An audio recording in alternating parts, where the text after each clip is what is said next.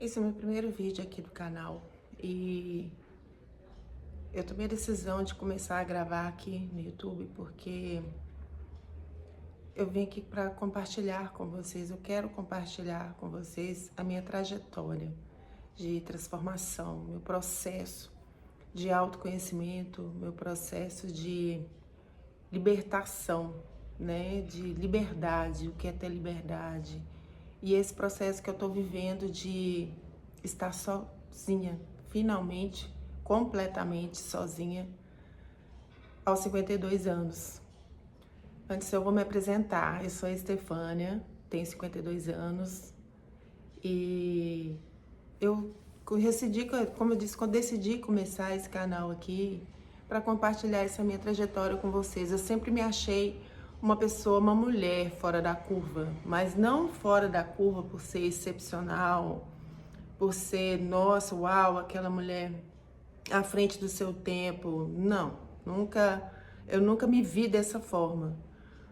Eu sempre me achei fora da curva porque eu fui criada dentro de um contexto familiar, embora eu não tenha percorrido nenhum dos passos, nenhum dos caminhos tradicionais esperados pela mulher na sociedade, principalmente na época em que eu nasci, né? Até os 20 anos as meninas namoravam, casavam, namoravam sério, se dizia namorar sério, namorar firme, para casar, ter filhos. E eu moro numa região industrial, no Vale do Aço, então o nosso objetivo na época era conhecer um peão da usina, porque era o melhor partido que tinha naquela época. Então eu não segui esses passos.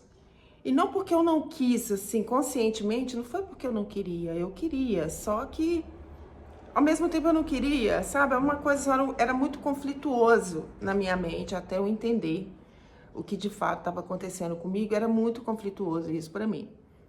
Então, eu sempre me achei fora da curva por isso, porque eu não tive essa trajetória. Eu nunca namorei sério, eu nunca levei, nunca chegou um rapaz na minha casa pedindo meu pai para namorar comigo, eu nunca fui pedida em casamento, eu nunca tive aquela coisa da mocinha, né, de sair, o pai, ter hora para chegar em casa, porque o pai brigava. Meu pai sempre foi muito liberal, a minha mãe também. E até um pouco tempo atrás, quando eu estava bem revoltada, eu achava que isso era descaso deles. E até pouco tempo atrás também, até uns 4, 5 anos atrás, no máximo, eu me sentia muito mal com tudo isso. Eu mesma tinha preconceito comigo por ser mãe solteira. Eu vou falar mãe solteira, que é o termo que a gente sempre utilizou aqui. Hoje em dia tá bonito falar mãe solo, né? Mas assim, a gente sempre falou mãe solteira, então eu não falava que eu era mãe solteira, eu não falava. Eu sempre falava que eu era viúva, porque o pai da minha filha mais nova, faleceu. Assim que ela completou 2 meses e meio, mais ou menos, ele faleceu. E foi com quem eu tive uma história um pouco mais intensa. Não foi longa, mas foi mais intensa. Uma coisa mais parecida com namoro e casamento. Foi que eu vivi com ele, mas por muito pouco tempo. Então eu sempre me achei fora do corpo por causa disso. Todas as minhas amigas, que não eram amigas, mas colegas, namoravam, casavam, trabalhavam fora, mas tiveram seus filhos. Mesmo as que não namoraram e casaram com o melhor partido da época, os melhores partidos da época eram os funcionários da usina. Elas se namoravam, casavam, a maioria delas tinham problemas de chegar em casa tarde. Eu nunca tive, eu nunca gostei de chegar em casa tarde, porque eu nunca gostei de ver o dia amanhecer na rua. Mas eu nunca tive isso, então eu me achava essa aberração por conta disso. E foi uma dor muito grande na minha vida. Até pouco tempo eu era uma mulher muito, muito, muito triste, muito sozinha, mesmo rodeada de gente. Eu morei, mesmo depois de ter tido meus filhos, eu tenho 3 filhos, mesmo depois dos meus filhos eu morei com meus pais. Eu saí, eu tive meus 2 primeiros filhos morando com meus pais. É uma história muito longa. Eu cheguei a sair algumas vezes de casa, mas eu sempre voltava porque eu não dava conta de ficar sozinha, eu não dava conta da solidão, eu não dava conta das contas, eu não dava conta de nada. E, na verdade, eu não me esforçava muito, eu não queria estar sozinha. Eu me sentia segura perto do meu pai, principalmente, que era com quem eu mais conversava. A minha mãe sempre me acolheu, mas a gente tinha problemas de relacionamento até pouco tempo.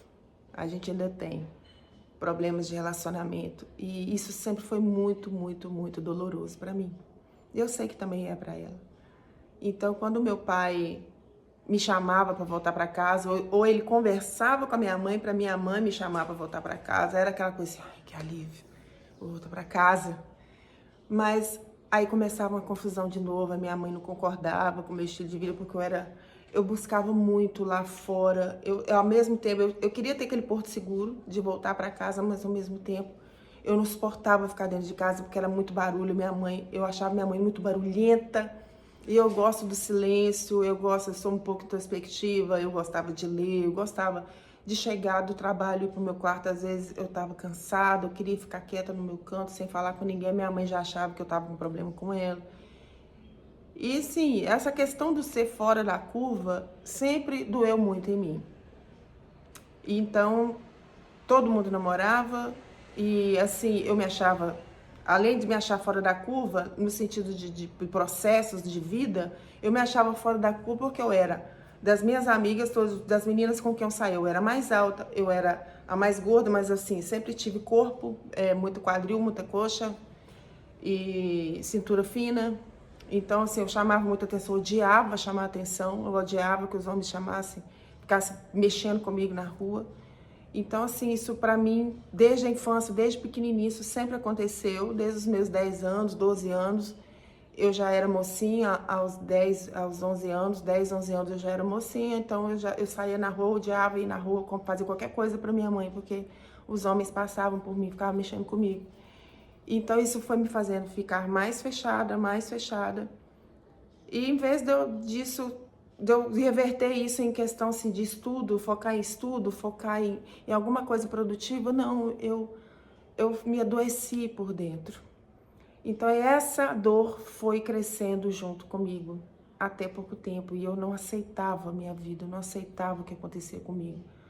E mesmo assim eu tive contato, em outros momentos eu tive muitos contatos com filosofias, né, do pensamento positivo, que é uma filosofia japonesa que meu pai sempre professou e adotou como religião pela vida toda. Eu frequentei. E eu tenho que agradecer, porque foi graças a eles que algumas coisas eu consegui quebrar, como, por exemplo, a timidez. Eu era muito tímida. Chegava gente na minha casa, eu pulava a janela para não cumprimentar. Eu odiava cumprimentar os amigos do meu pai. Porque aí eles vinham, nossa, que filha linda que você tem. Eu odiava que me chamasse de bonita. Mesmo ainda quando eu era criança, eu detestava que me chamasse de bonita, eu detestava que falassem que nossa, que filha bonita que você tem, Elias. Nossa, que meninona, nossa, grandona. Eu odiava, não me chama de grandona, não. Até pouco tempo eu ficava assim. Pouco tempo, como eu disse, uns 5 anos atrás, não me chama de grandona, não. Eu não gosto desse nome.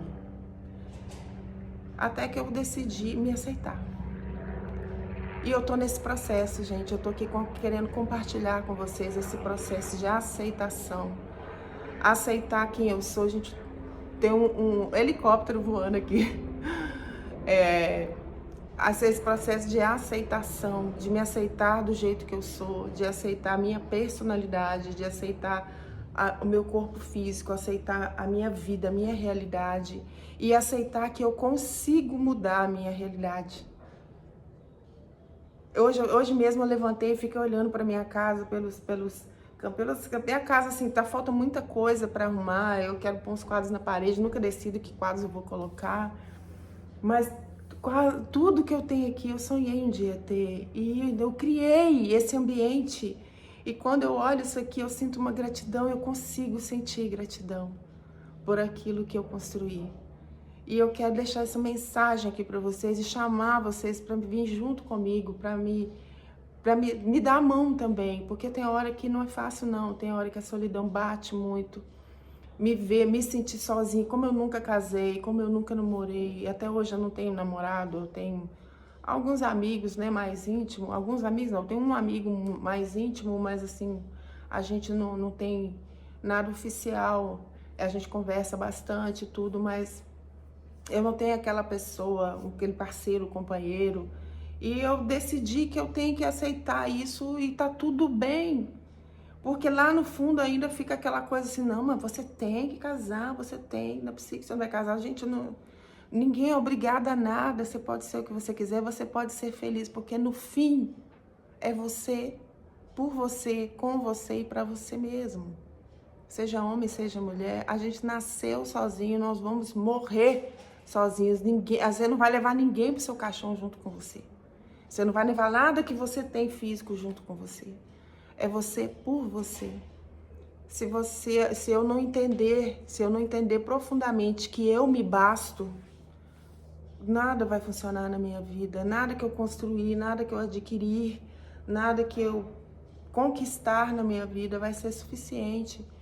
E eu tô falando aqui, eu não tô ensinando, eu tô fazendo esse vídeo para eu me lembrar que eu tô nesse processo. E eu quero chamar vocês para vir nesse processo comigo. Até pouco tempo, até uns dias atrás, eu achava... Tem dias que eu tô com a autoestima bem baixa, tem dias... A gente tem, gente, altos e baixos, e tá tudo bem, é normal. Mas eu detesto esses baixos, gente, porque quando são baixos, não são baixos, não são profundos. Aí eu fico assim, ai, gente, meu Deus do céu, não é possível que eu vou ficar sentindo isso de novo, que eu vou... Ai, meu Deus, tá faltando isso, tá faltando... Pra que eu tenho que... Aí eu começo a pensar, pra que eu tenho que olhar pra falta? Pra que eu vou olhar para aquilo que eu acho que me falta? Não tem aquela passagem do Salmo, se eu não me engano, é 24, que Davi fala, o Senhor é meu pastor e nada me faltará. Nada. Nada, nada, isso me emociona. Nada me falta. Gente, eu tenho... Respiro. Eu tive que pausar porque o ônibus passa aqui na minha rua. Eu respiro, eu consigo puxar o ar e soltar, gente, é Deus dentro de mim. E assim, eu gravei vários shorts aqui pro canal, mandei vários shorts, já tem gente me seguindo. Eu quero de novo agradecer vocês que já estão me seguindo, continuem me seguindo aqui, interajam comigo, eu estou amando as mensagens de vocês. E é isso, gente, eu vou fazer o possível de estar gravando o máximo de vídeos possível aqui no canal. Eu quero essa conexão, eu quero estar perto de todo mundo, eu quero saber se vocês pensam, sentem, sentiram a mesma coisa. O que vocês fazem quando vocês estão assim, com baixa estima, então num dia ruim. Vamos conversar, eu quero muito interagir aqui com vocês. Eu amo essa plataforma aqui. Eu gravo vídeos para as outras plataformas, né, TikTok, Instagram e até no status também do meu WhatsApp eu gravo, eu falo de crochê, eu falo de menopausa, eu falo de muita coisa. E essa questão do autoconhecer, do se autoconhecer é muito forte. E eu quero compartilhar isso com vocês, a minha trajetória com vocês, meu processo. Eu não cheguei, mas o interessante é o caminhar. E nesse caminhar a gente vai encontrando pessoas, se conectando, umas ficam, outras ficam até um ponto, as outras nem chegam a caminhar com você. E é sobre isso. Então, desde já, eu quero já deixar a minha gratidão, o meu amor e dizer assim, que eu quero muito me conectar com vocês. Deixa aqui seu comentário, deixe seu like para esse vídeo ser indicado na plataforma e atrair mais pessoas. Deixe seu comentário. E vamos juntos, vamos caminhar juntos, porque eu sou Estefânia, eu estou sozinha, mas eu sou inteira.